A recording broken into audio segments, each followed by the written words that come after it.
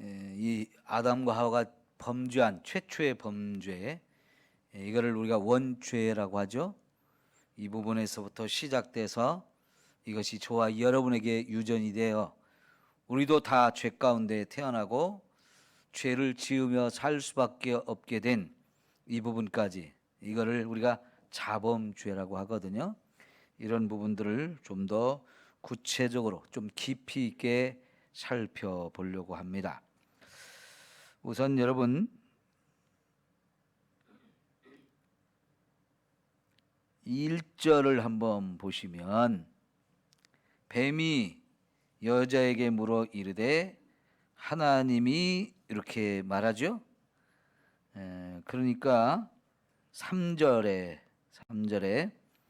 동산 중앙에 있는 나무의 열매는 하나님의 말씀에, 이렇게 표현합니다. 5절을 보면 너희가 그것을 먹는 날에는 너희 눈이 밝아져 하나님과 같이 되어 선악을 알 줄을 하나님이 아심이니라 하면서 뱀과 여자의 대화가 나오는데, 뱀이 하나님을 말할 때 하나님의 이름 중에 어떤 이름을 말하고 있어요? 엘로힘, 하나님. 그냥 하나님이라고만 표현하죠. 그런데 여러분 2장 4절부터 지금 모세가 이 성경을 쓸 때 2장 4절부터는 하나님을 뭐라고 표현하고 있어요? 여호와 하나님이라고 표현하고 있잖아요. 그러다가 3장이 되면서 갑자기 뱀이 하나님을 말할 때 여호와 하나님이라고 말하지 않고 엘로힘 하나님으로 말합니다. 그 말을 듣고 하와도 하나님을 말할 때 여호와 하나님으로 말하지 않고 그냥 하나님이라고 얘기하죠. 그런데 여러분 이제 8절을 가봐요. 8절. 그들이 그날 바람이 불 때 동산에 거니시는 뭐예요? 여호와 하나님의 소리를 듣고 아담과 그의 아내가 또 뭐라고 그래요? 여호와 하나님의 낯을 피하여 동산 나무 사이에 숨은지라. 또 여호와 하나님이, 이렇게 계속 여호와 하나님이라고 말하거든요.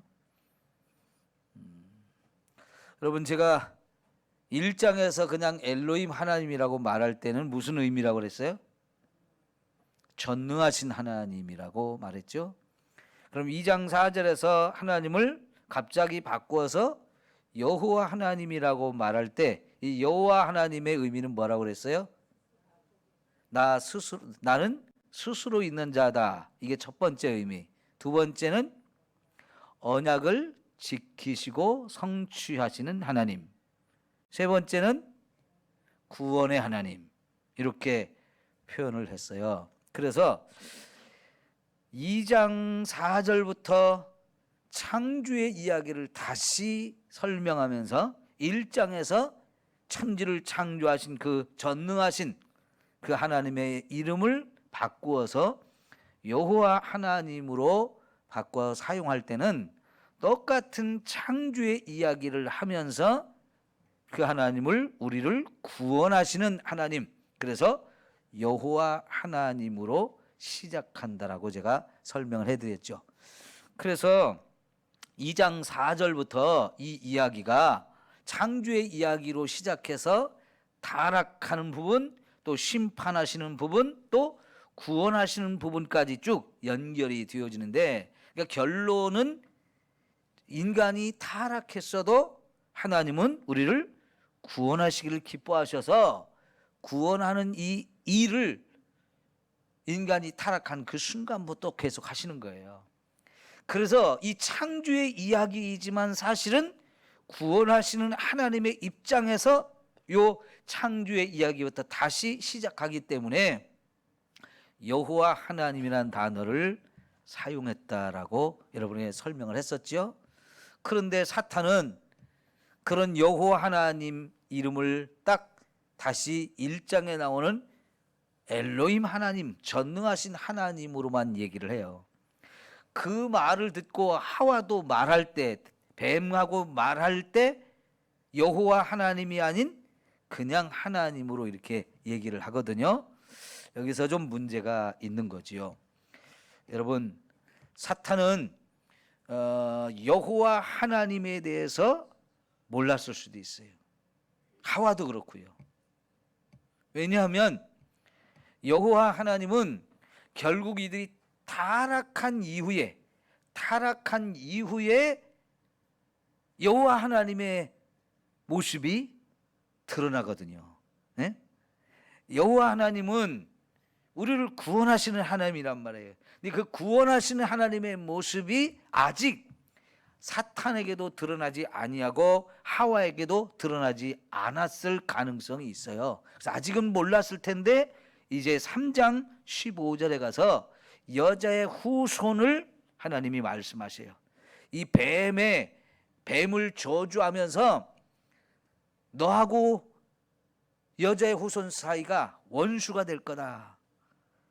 그래서 너는 여자의 후손의 발꿈치를 이렇게 자꾸 물으려고 하지만은 그 여자의 후손이 내 머리를 밟아 깨트릴 거다라는 말씀을 하시면서 여자의 후손을 약속하는데, 여자의 후손은 인간을 죄에게 빠뜨렸던 이 사탄, 그 존재와 싸워서 머리를 밟아 깨트려 버리는 어마어마한 분이 오는 거고요.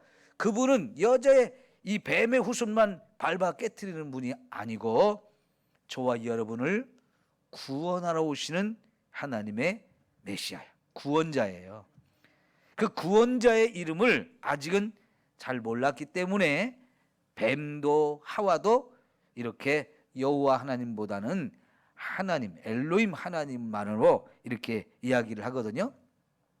나중에 이 여호와 하나님의 이름은 어디서부터 처음 알려졌어요?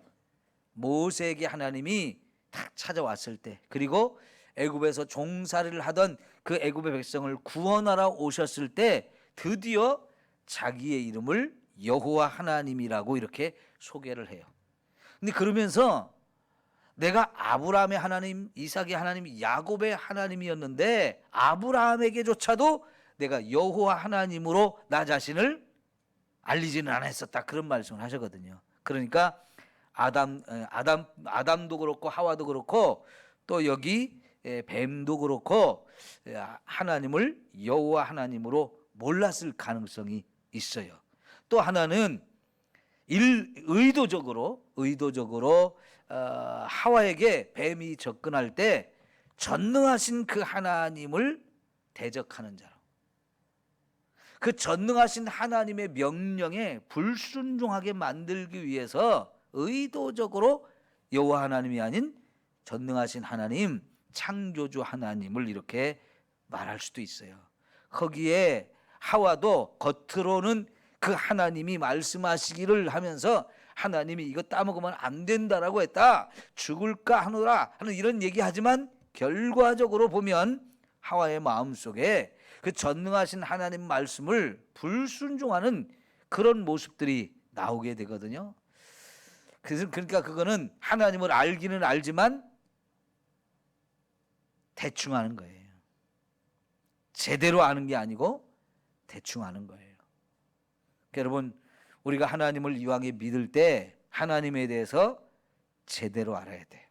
제대로 알아야 돼요. 그러니까 여러분, 제가 이 1장에 엘로힘이라고 설명하는 부분과 2장 4절부터 여호와 하나님이라고 나오는 이 부분이 왜 다른지, 그 다른 의미가 뭔지를 여러분에게 자꾸만 설명을 들었던 것도 하나님에 대해서 제대로 알자 하는 거예요. 그래도 우리가 하나님 다 알 수는 없어요. 그죠? 여전히 하나님에 대해서 다 알 수는 없지만 그래도 하나님이 저와 여러분에게 그 하나님이 어떤 분인지를 자꾸만 가르쳐 줄 부분들이 있는데, 그런 부분에 대해서는 우리가 꼭 알아야 되겠죠. 여러분, 우리가 부부가 같이 살면서도요, 내가 당신하고 이렇게 30년을 살았는데도 불구하고 당신한테서 이런 면은 처음 보네? 그럴 때가 있죠. 그죠? 다 알지 못하는 부분이 함께 사는 부부 사이에도 있을 수 있는 거예요. 자식한테 가끔 속는 게 뭐냐면 나는 내 자식 다 알 거라고 생각을 해요. 그러죠? 그런데 여러분, 자식이 나한테 보여주는 부분이 전부는 아니에요. 집에서 나한테 보여준 부분하고요, 내가 없는 곳에, 내 집을 떠나서 친구들과 어울리는 그런 부분에서 혹은 사회생활을 하면서 나타내는 그런 모습은 나는 모르는 부분이 상당히 많아요. 그래서 깜짝깜짝 놀랄 때가 꽤 있거든요. 그러나 여러분, 우리가 하나님을 믿는 사람인데 하나님을 제대로 알아가야 됩니다. 왜 그것이 우리에게 필요하냐? 그래야 하나님을 제대로 믿기도 하고, 또 그 하나님을 아는 만큼 우리가 하나님으로부터 받을 은혜와 축복이 더 풍성해지기 때문에 그래요. 여러분, 하나님이 부자인 걸 알면 저와 여러분이 가난하게 살 이유가 있어요, 없어요? 하나님이 부자라는 걸 알면 그분이 내 아버지거든요. 그 하나님이 내 아버지인 것도 알고 하나님 부자인 것도 알면, 우리 아버지 부자인데 내가 왜 가난하게 살아야 돼요? 그럴 필요가 없잖아요. 아버지가 가난한 분이라고 생각을 하면 아버지한테 가서 돈 달라고 해도 소용없으니까 포기해버리죠. 그러나 아버지가 부자인 걸 알면 그 아버지한테 내가 필요할 때 달라고 할 때 그 아버지가 거절하지 않을 것은 확실해요. 그러니까 여러분, 하나님을 아는 만큼 저와 여러분에게도 그만큼 유익이 되고 은혜가 되고 복이 되는 거예요. 하나님이 나를 구원하시는 걸 알기 때문에 여러분, 정말 나를 구원해 달라고 기도했던 것이고, 그 하나님께 매달려서 나 좀 구원해 주세요 이렇게 말할 수 있는 거잖아요. 그죠? 하나님 모르는 사람들이 가끔 답답해가지고 힘들 때 거기 하나님 계시면 좀 나 좀 살려주세요 이런 얘기 할 때 있죠. 근데 어쨌든 하나님이 계신지 안 계신지도 모르겠고 나는 지금 너무 힘든데 내 힘으로는 안 되니까 제발 하나님이 계시다면 나에게 오셔서 나 좀 구원해 달라고 몰라도 그렇게 말하잖아요. 그죠? 근데 하나님이 계신 걸 확실히 아는 사람이라면 당연히요, 당연히 하나님 거기 계시니까 나를 구원하실 수 있는 능력이 있으신가? 나 좀 살려주세요. 더 간절하게, 더 애절하게 매달릴 수 있잖아요. 그럴 때 하나님은 우리 기도를 안 들어주실까요? 들어주시죠. 그러니까 하나님을 아는 만큼 우리에게는 유익함이 있어요. 그래야 신앙생활이 더 신나고 재미있게 우리가 할 수 있거든요. 그러니까 우리 하나님을 알되 제대로 알아갑시다. 그리고 아는 만큼 믿음도 잘하는 거고, 아는 만큼 신앙생활 더 잘하게 되어 있는 거고, 또 아는 만큼 하나님을 더 받을 수 있는 이 축복과 사랑과 은혜도 더 많아지는 거예요. 예. 이 하와처럼 하나님을 대충 알면 안 돼요. 예? 제대로 합시다. 그 하나님을 우리가 어떻게 알아요? 말씀을 통해서 알 수 있는 거예요. 내가 아무리 하나님 찾으려고 해도 내 눈에는 안 보여요. 그런데 하나님이 자신이 누구인지를 이렇게 성경을 통해서 저와 여러분에게 보여주셨기 때문에 말씀을 자꾸 읽어보면 하나님이 어떤 분인지를 자꾸 깨닫게 되어지는 거예요. 그렇게 해서 우리 하나님을 더 깊이 알아갑시다.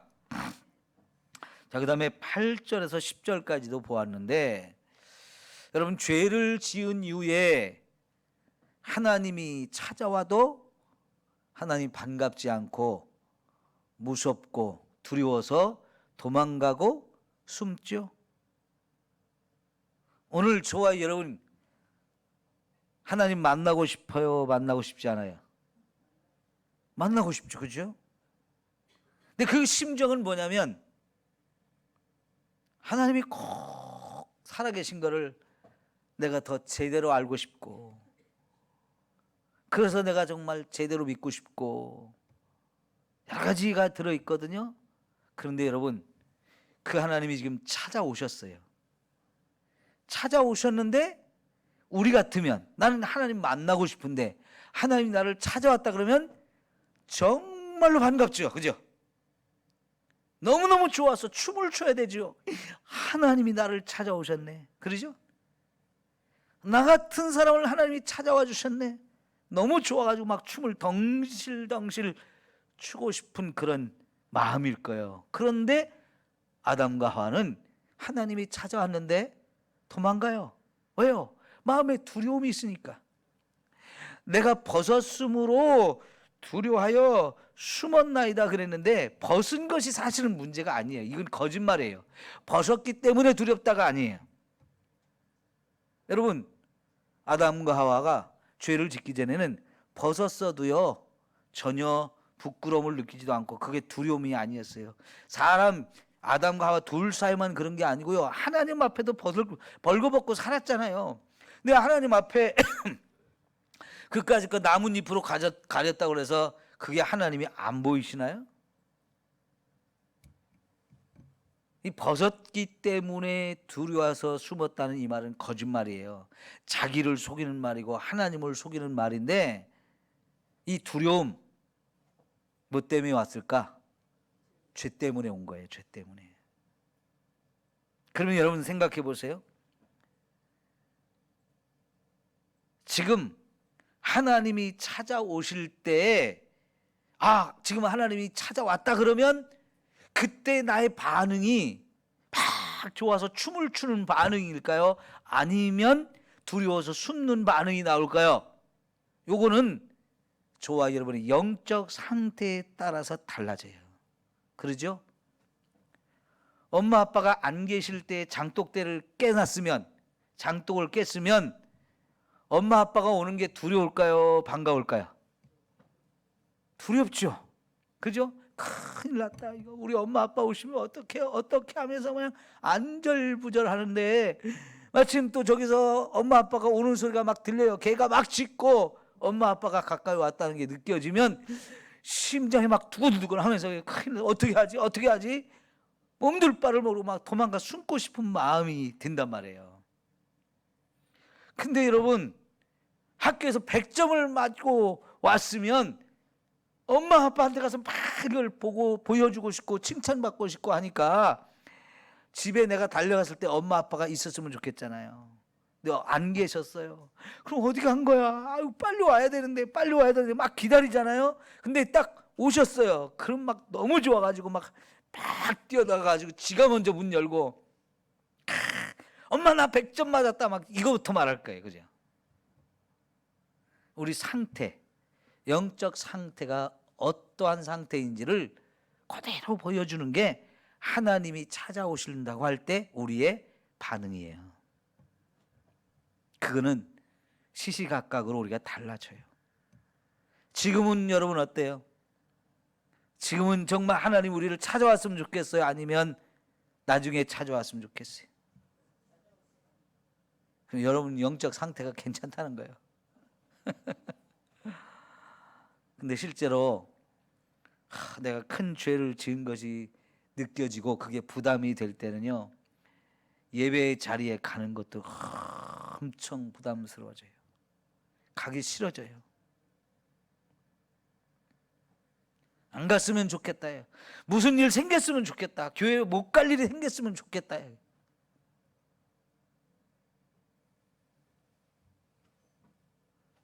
근데 죄를 지어놓고도 양심이 마비되면 그런 생각도 안 들어요.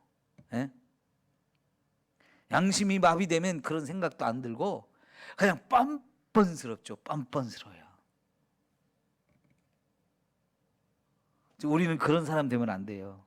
양심이 마비가 돼가지고 내가 죄를 지었는데도 뻔뻔하고 하나님 앞에 고개 뻣뻣이 들고 내가 뭔 죄를 졌는데요? 이러면서 사는 인생이 되면 안 되는데, 행여나 우리 가운데 그런 사람이 없기를 바라고요. 죄를 지으면 내 영적 상태가 더럽기 때문에 하나님이 오시는 게 두려워지고요. 그래서 도망가 숨고 싶고 막 피하고 싶어져요. 그럴 때 스스로가 나의 죄를 진단할 줄 알아야 돼요. 내 지금 영적 상태가 이렇게 부끄럽구나, 더럽구나, 죄 때문에 하나님 앞에 나가는 것이 이렇게 겁이 나는구나. 그럴 때 어떻게 해야 돼요? 도망가야 돼요? 하나님 앞에 더 달려가야 돼요? 하나님은요 그런 우리를 찾아오셨어요. 죄를 안 지은 아담과 하와도 찾아오셨지만 죄를 지은 다음에도 여전히 아담과 하와를 찾아와 주신 하나님이거든요. 그렇기 때문에 그 하나님 앞에 우리도 그냥 이 벌거벗은 채로 내 모습 그대로 나갈 수 있는 이게 믿음이에요. 왜? 하나님은 나의 죄를 용서해 주기를 원하시는 분. 나 같은 자를 죄에서 구원해서 구원해 주시기를, 천국에서 영원히 사는 사람으로 바꿔주기를 원하시는 분이기 때문에, 그런 하나님을 믿기 때문에 죄를 지어서 속으로는 막 도망가고 싶고 두려움이 생기고 막 가리고 싶고 그러지만, 이걸 다 있는 모습 그대로 하나님 앞에 가서 하나님 보세요, 제가 이렇게 죄를 지었습니다. 이게 진짜 더 큰 은혜와 더 큰 사랑을 받을 수 있는 하나님의 축복인 줄 믿습니다.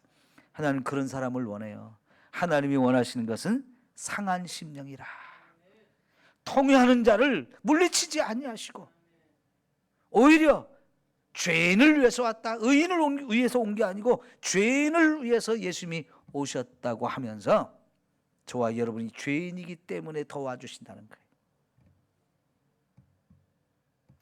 자, 그러면 여기 이제 오늘 핵심적인 부분은 이제 말씀을 드리려고 하는데, 아담과 하와가 지은 죄를 원죄라고 해요. 원죄.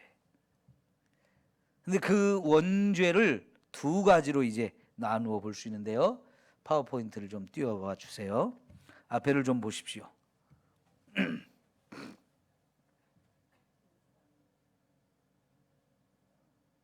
이게 좀 정확하게 만들어지질 않았는데요. 자, 원죄에 두 가지가 있어요. 두 번째, 첫 번째 원죄라고 써 있는 첫 번째 줄치 맨 처음에 단어가 있고요. 그 밑에에 부패성, 죄책, 이렇게 거기서 나누어져야 되는데 조금 잘못 만들어졌네요.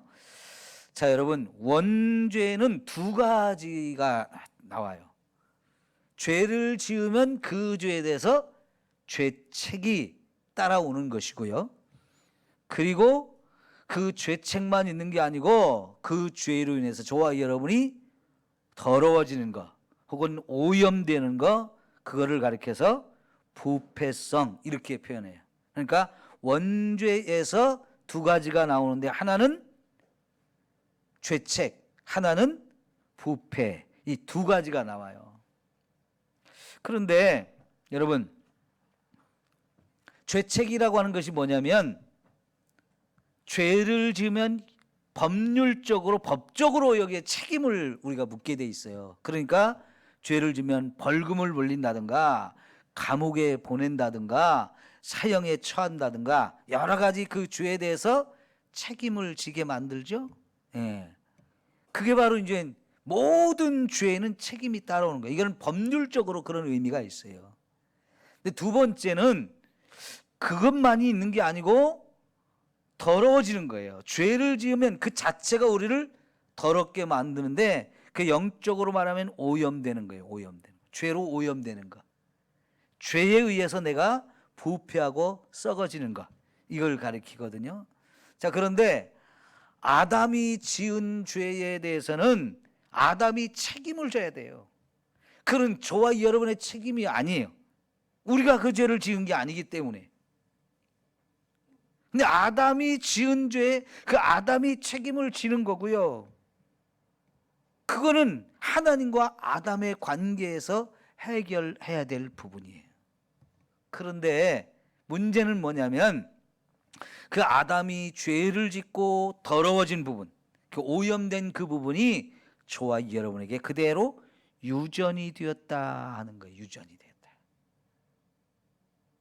그 부분을, 아담이 지은 죄와 거기서부터 내게 유전되어진 이 부패함, 요걸 가리켜서 원죄라고 말해요. 원죄. 그 아담의 죄가 원죄이고, 그 아담의 그 부패한 죄가 나에게 유전되어진 부분, 거기까지도 원죄라고 우리가 포함을 시킬 수 있는데요.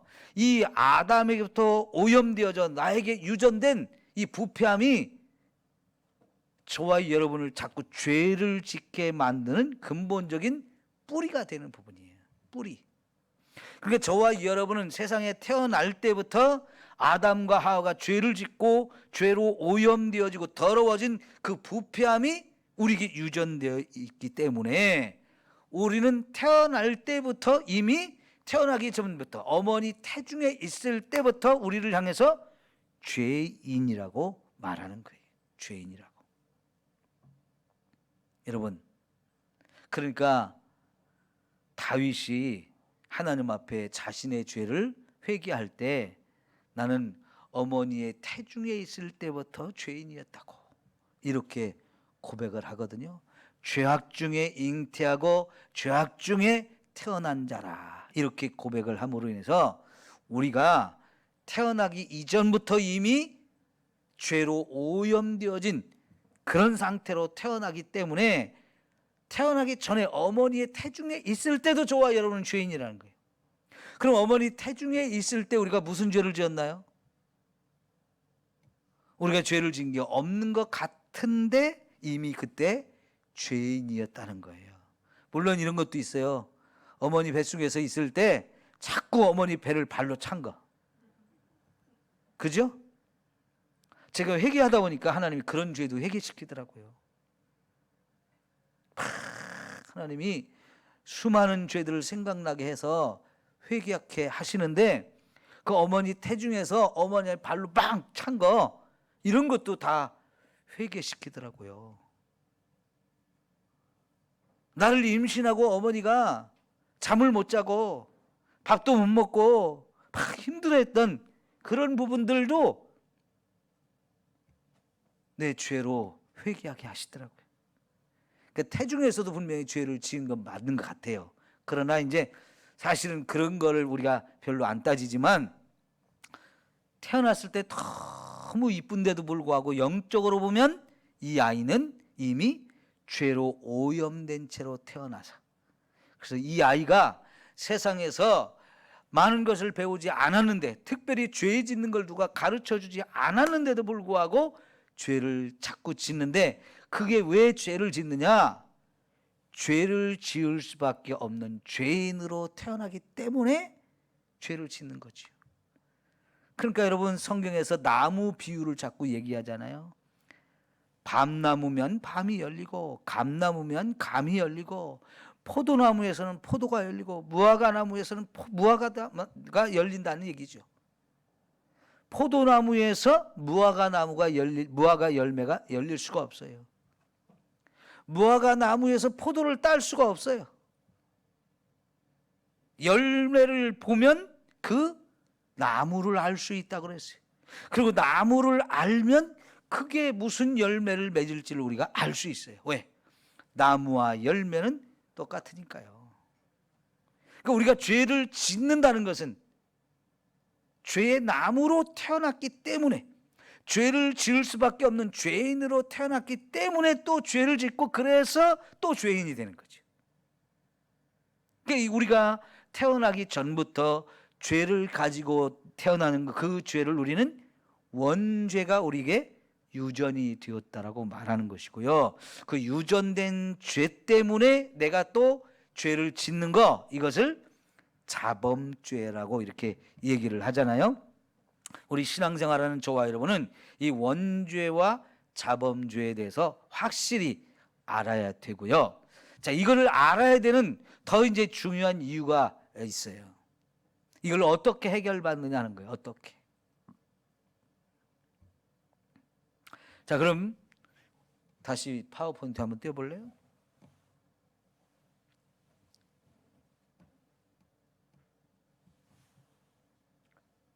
자, 원죄에서 죄책과 부패성이 두 가지가 나온다고 그랬거든요.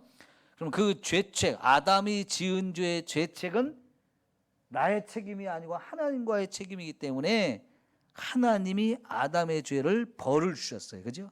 아담의 죄에 대해서 심각한 심판을 하셨어요. 그건 아담의 문제로 끝난 거고, 그거는 나하고 상관이 없어요.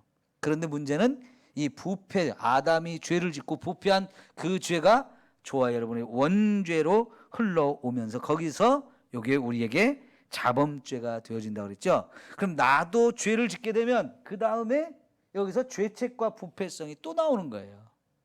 나도 죄를 지으면 죄책과 부패성이 내게 또 나오는데, 나도 내가 죄를 지면 책임을 져야 되잖아요. 그죠? 법적인 의미에서 내가 책임이 있어요. 그 부분은 어떻게 해결되느냐? 저와 여러분이 구원받을 동안, 예수를 믿고 구원받는 그 순간에 저와 여러분의 이 죄에 대한 책임이 해결되어져요. 네가 전에, 나를 믿기 전에 수없이 많은 죄를 지었는데 그 죄를 예수님이 우리를 구원하면서 내가 지은 죄에 대해 책임, 법적인 문제를 딱 해결해 주시는 거예요. 그러면서 저와 여러분을 하나님의 자녀로 거듭나게 하셔요.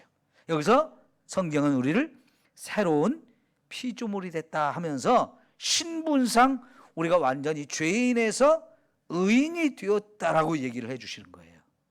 이거는 우리가 거듭날 때, 구원받을 때 이 내가 지은 죄에 대해서 하나님이 법적으로 용서를 해 주셨기 때문에 더 이상 저와 여러분을 향해서 죄인이란 말을 하지 않고 의인이라고 말해줘요. 그런데 그렇게 죄를 짓고 났을 때, 내가 또 죄를 지었을 때 나도 내가 지은 죄에 대해서 더러워진단 말이지. 더러워져. 그러면 아담으로부터 내려왔던 나의 원죄, 그죠? 유전되어진 그 죄와 내가 또 죄를 지어서 또 더러워진 이 부분까지, 여러분, 이 부분은 해결이 되느냐? 쉽게 해결되는 부분이 아니에요. 그러니까 여러분, 우리가 예수를 믿고 구원받았는데, 그래서 우리의 죄책이 해결되어졌는데, 그러면 저와 여러분 죄를 짓습니까? 안 짓습니까? 또 짓죠, 그죠? 또 져요. 왜 짓느냐, 이게 왜? 내가 지은 죄를 용서받았는데 더 이상 하나님이 그 문제에 대해서 문제 삼지 않고 해결되었다라고 해주셨는데, 나 의인이 됐는데 왜 또 죄를 짓는 거예요? 여러분, 그것을 로마서 7장에 가면 사도 바울도요 심각하게 고민하고 있는 부분이 그거예요. 오호라, 나는 곤고한 사람이다. 정말 피곤하다, 이거. 힘들다는 거예요. 뭐 때문에? 내 마음으로는 하나님의 법을 따라서 살고 싶은 마음이 너무너무 이제 주어졌어요. 왜? 구원받은 사람이기 때문에. 하나님도 알고, 하나님 내 죄를 용서해 주신 것도 알고, 하나님 주신 말씀대로 살아야 되는 거 알기 때문에, 나 하나님 말씀대로 순종하며 살고 싶습니다. 죄 안 지며 살고 싶습니다. 이 마음이 내 안에 충만하다는 거예요. 그래서 그렇게 살아야지 하고 결단하고 막 살았는데, 살다 보니까 죄를 안 짓는 게 아니고 또 죄를 짓거든요. 이게 왜 그러지? 이게 왜 그러지? 고민이 되는 거예요. 그리고는 살펴보니까 내 마음에 여전히 죄가 있더라는 거예요. 무슨 죄가 있느냐? 죄를 짓게 만드는 죄의 뿌리가 아직도 남아있는 거예요. 그 얘기는 뭐냐면요, 우리가 거듭난다, 우리가 구원받는다, 그럴 때는 이 나무야, 요 밑에서 딱 잘리는 거예요. 줄기를 잘라버린 거예요. 그리고 거기에다가 새로운 예수 그리스도의 생명이 와서 딱 접붙임을 받았어요. 잘라내고, 이 부분을 잘라내고 여기에 예수 그리스도의 생명이 와서 접붙임을 해가지고 내가 거듭난 자로 딱 보니까 거기에서 의의 열매들이 맺혀요. 그런데 여러분, 여전히 또 죄를 짓는 뭐가 남아있느냐? 뿌리가 남아있는 거예요. 뿌리가. 원뿌리가 남아있어요. 그게 바로 아담으로부터 유전된 원죄, 그리고 내가 죄를 짓고 더러워진 나의 부패함, 이런 부분들이 남아있어 가지고 여기서 또 새로운 싹이 돋아나는 거예요. 죄의 열매를 맺는 새로운 싹들이 돋아나는 거예요.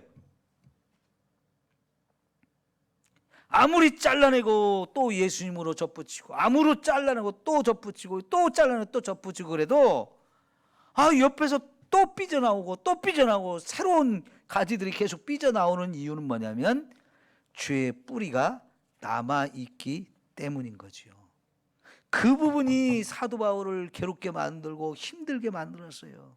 그럼 여러분, 예수 믿는데 성경은 저와 여러분이 거룩해야 된다 그러죠. 거룩해야 된다.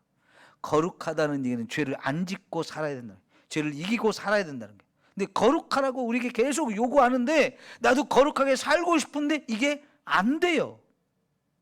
근데 그 이유를 찾아보니까 이 죄의 뿌리가 아직 남아있기 때문이더라는 거죠. 그러면 이 문제를 어떻게 해결해야 되느냐? 사실은 오늘 제가 여러분에게 말씀드리려고 하는 가장 중요한 부분이에요. 왜요? 이미 우리는 구원받은 것까지는 됐잖아요. 그죠? 구원받고 내가 지난날에 죄 지은 것을 용서받고 그래서 거듭나고 새로운 피조물이 된 것은 이제 다 이루어졌지만 지금 우리에게 남아있는 것은 자꾸 또 이 뿌리에서, 죄의 뿌리에서 새로운 가지들이 올라와서 또 자꾸 죄를 짓게 만드는 이 부분 때문에 저와 여러분도 괴롭잖아요. 그죠? 이 부분을 해결해야 되거든요. 근데 사도 바울이 이 부분을 어떻게 해결했을까요? 로마서 8장에 가면 뭐라고 그래요? 해방되었다 그러잖아요. 그 해방되었다는 것이 바로 자꾸만 죄를 짓게 하는 그 부분에서 죄와 사망의 법에서 너를 해방시켰다. 뭐가? 생명의 성령의 법이. 생명의 성령의 법이 죄와 사망의 법에서 너를 해방시켰느니라. 네. 그러니까요, 막 그렇게 고민하고 이 죄 문제 어떻게, 나 예수 믿는 사람인데 하나님의 사도인데 내가 여기저기 다니면서 수많은 사람 복음 전해서 구원시켜놓고 우리 거룩하게 살자 막 부르짖는 사람인데 나 또 넘어졌네, 난 여전히 또 죄를 짓고 있네. 이런 나의 모습이 너무 부끄럽고 죄송하고 견딜 수가 없어서 괴로운 거예요. 그런 고민을 하는 중에 하나님이 가르쳐 준 거, 괜찮아, 그거 이제 그것까지도 내가 해결해 준다. 그러니까 그걸 알아야 되잖아요. 그죠? 그게 뭔지. 그게 뭐라고요? 성령의 법이. 성령의 법이 저와 여러분을 이 죄와 사망의 법에서 우리를 해방시켜 준다는 거예요. 자, 그러니까 뭐냐면요, 뿌리를 완전히 뽑아내고 제거시킬 수는 없어요. 죄의 뿌리, 이거는 죄의 뿌리를 완전히 뽑아내는 것은 우리가 지금 이 땅에 육체를 가지고 살아가는 동안에는 불가능해요. 그럼 어떻게 해야 되느냐? 그 뿌리가 있어도 거기서 나오지 못하도록 확 봉해버리는 거. 그죠? 거기서 싹이 나오도록, 죄의 싹이 나오지 못하도록 확 덮어버리는 거. 이거는 우리가 할 수 있단 말이에요.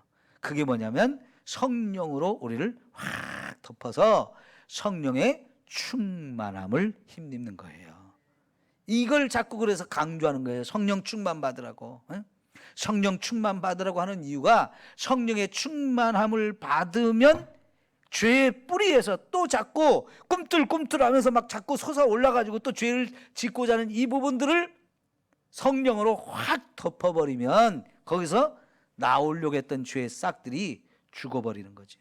그게 더 이상 나오지 못하도록 확 막아버리는 거지. 여러분, 이것을 갈라디아서 5장 16절 이하에 보면 사도 바울이 이렇게 소개해요.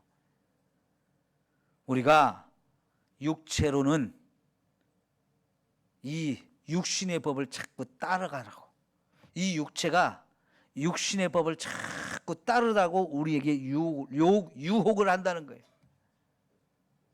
근데 그 육체의 법을 따라가면, 육체가 원하는 육체의 소욕을 따라가면 거기서는 죄가 나온다는 거예요. 근데 우리 마음속에 또 성령의 소욕이 우리에게 있다는 거예요. 하나님이 성령을 우리에게 보내주셔가지고 성령께서 저와 여러분을 자꾸 이끌고 가시면서 야, 이렇게 살아라, 이렇게 살아라면서 자꾸 성령이 저와 여러분에게 가르쳐주고 요구하고 명령하는 거 있는데 그걸 따라가면 성령의 열매가 맺어진다는 거예요.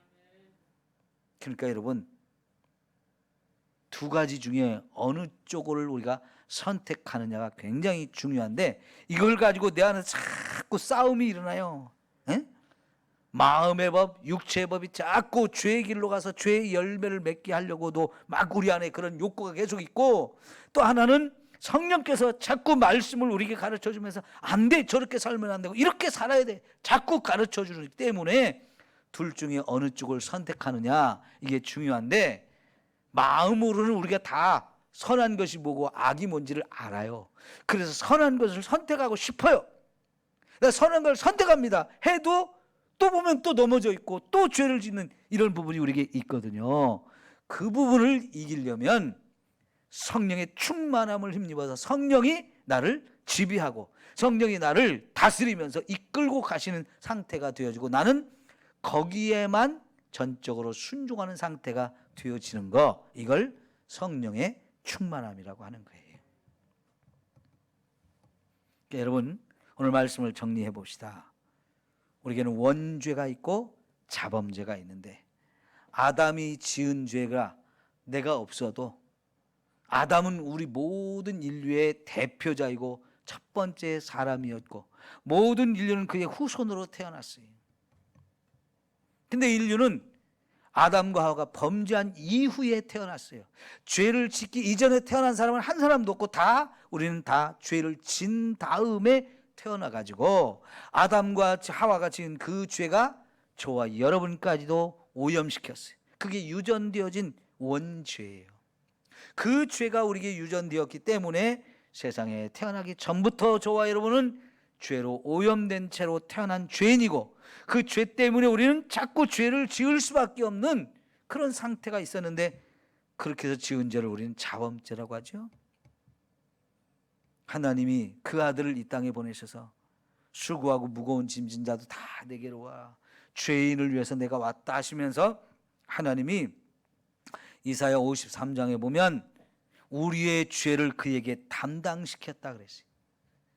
우리가 지은 모든 죄를 하나님의 아들 예수님에게 네가 담당해라 하면서 예수님에게 이 죄를 다 넘겨주게 했다는 거예요.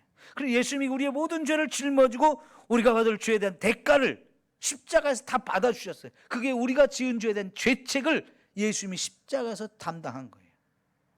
우리가 구원받으면, 예수를 믿는 순간 십자가의 은혜를 통해서 우리의 죄책이 다 해결되어지고 나는 새로운 피조물로 다시 태어났어요. 하나님 자녀로.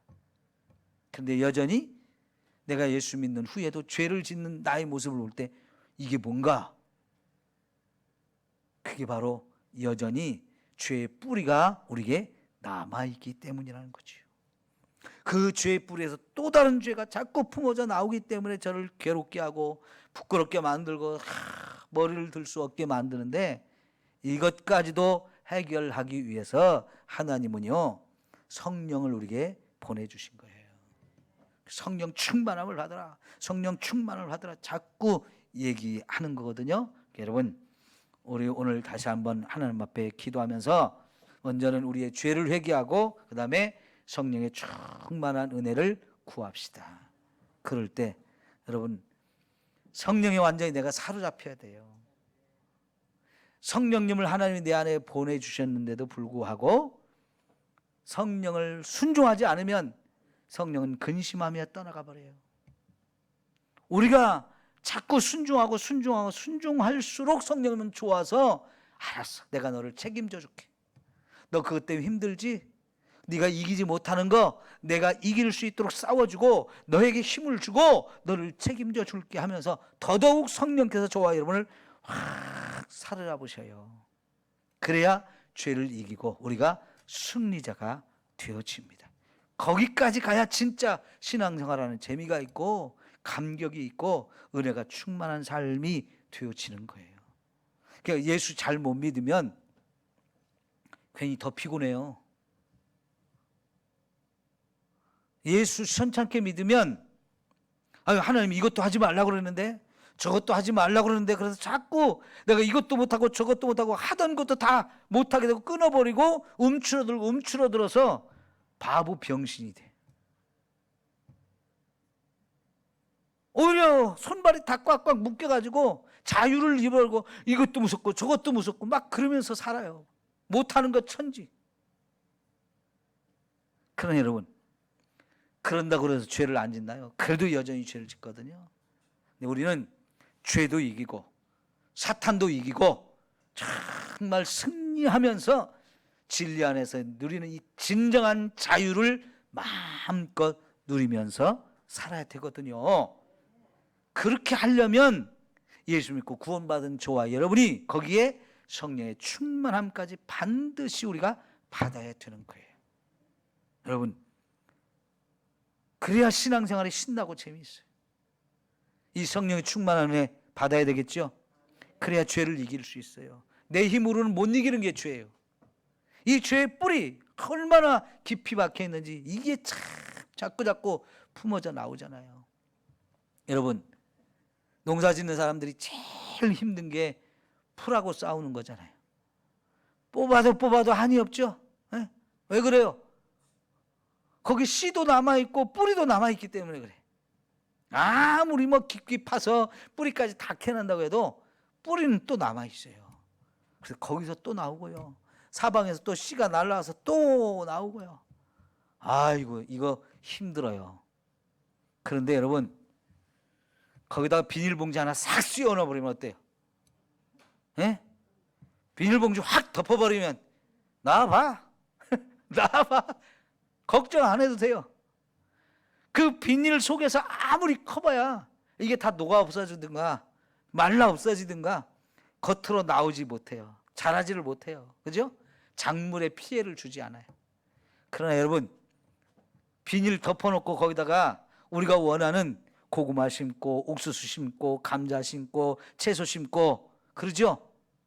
그걸 심을 때 구멍 뻥뻥뻥뻥 뚫어갖고 심죠.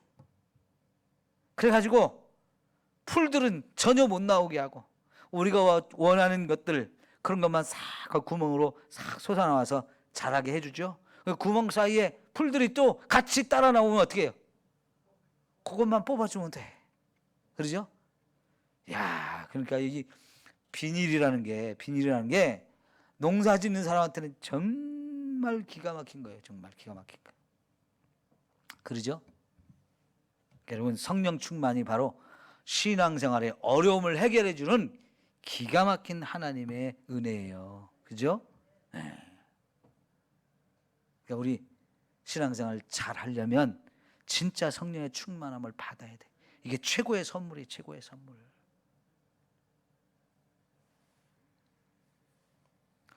비닐 설명하니까 아주 여러분에게 아주 이해가 딱 잘 되는 것 같아요. 그러죠? 이 비닐로 싹 땅을 덮어버린다는 거 기가 막힌 거예요. 그러니까 지금 웬만한 농사를 짓는 사람들은 특히 밭농사 짓는 사람한테는 비닐, 이거는 필수예요. 필수. 비닐부터 싹 덮잖아요. 그죠? 그리고 거기다가 다 씨를 뿌리든지 심든지 해가지고 야, 풀 걱정 안 하고 농사를 쳐요. 얼마나 좋은지 몰라. 얼마나 좋은지. 그죠? 여러분, 성령 충만은 받아야 돼요. 하나님 얼마든지 사모하는 자에게 성령의 충만함을 구하는 자에게 다 주신다고 그랬어요.